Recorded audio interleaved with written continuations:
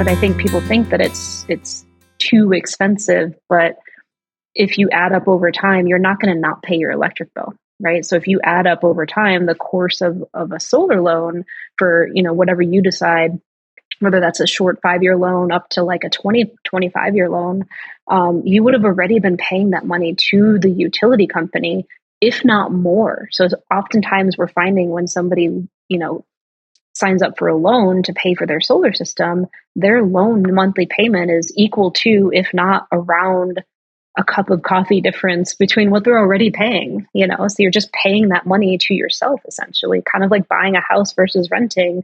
Are you going to rent your electricity from the utility company, or are you going to buy solar panels to produce the power for your own home, right?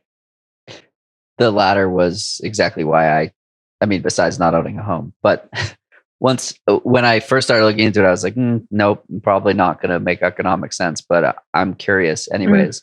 And so I was running probably $120 a month electrical bill in a single family home. And the option for a loan was $91 a month to cover 99% or 100% of the cost. And that, pretty sure that included the cost of the loan itself. So it was like 1 point something percent interest, which is like free money, particularly if you're going to net $40 a month from day one and forever.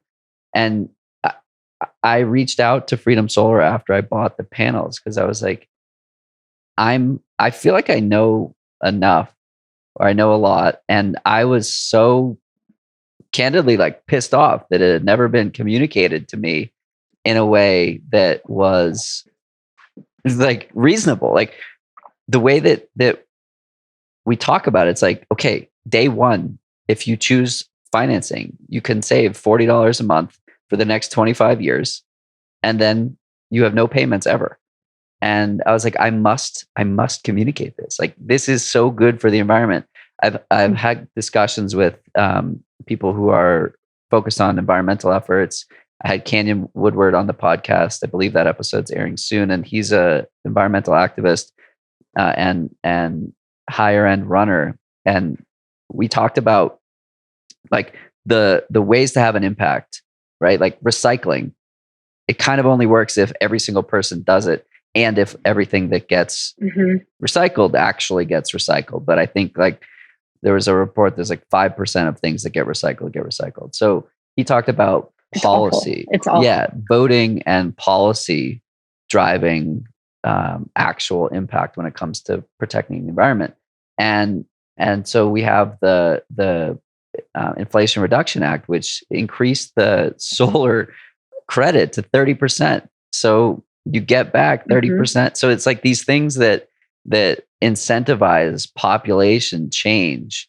That's how we make an impact when it comes to the environment. But for me, it felt like, okay, it's like throwing a dart into the ocean with recycling, whereas solar or these types of things, installing more insulation into your roof to help the bleeding of energy like right out the house and basically wasting money.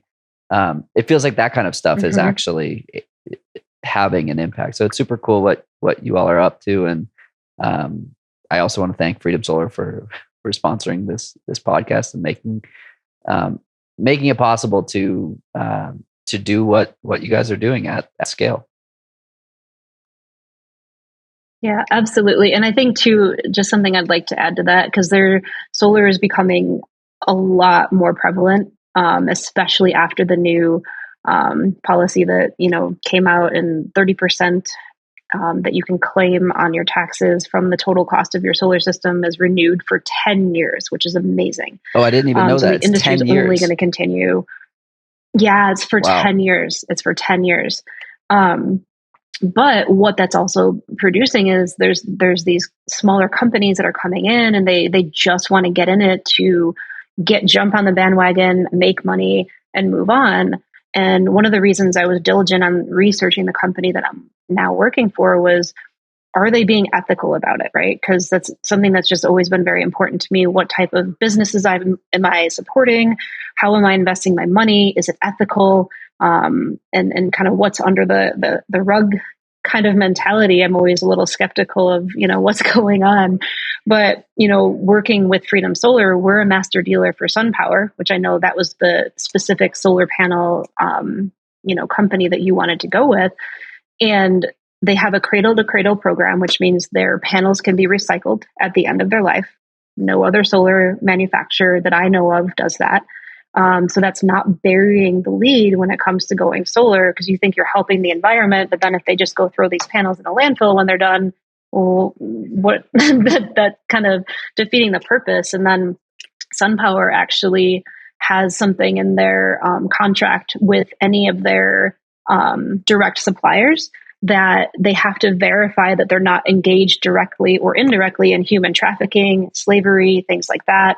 So they're, to me, just going a couple levels deeper into who's manufacturing these panels, where are they coming from, and just not burying the lead when it comes to going solar. And I think that was something really important to me. And I know it's important to, people that are like-minded in Colorado and Boulder, where you're at, in choosing something that's sustainable, not just kind of on the surface, but that beyond that, they're actually doing good for the planet and for social efforts and things like that.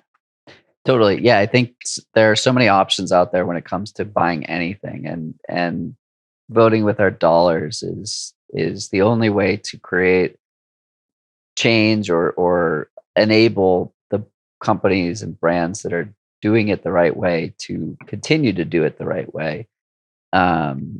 And so it's cool. I didn't know that about the cradle to cradle with the panels. That's super cool. Yeah, SunPower was the manufacturer that I wanted to go with.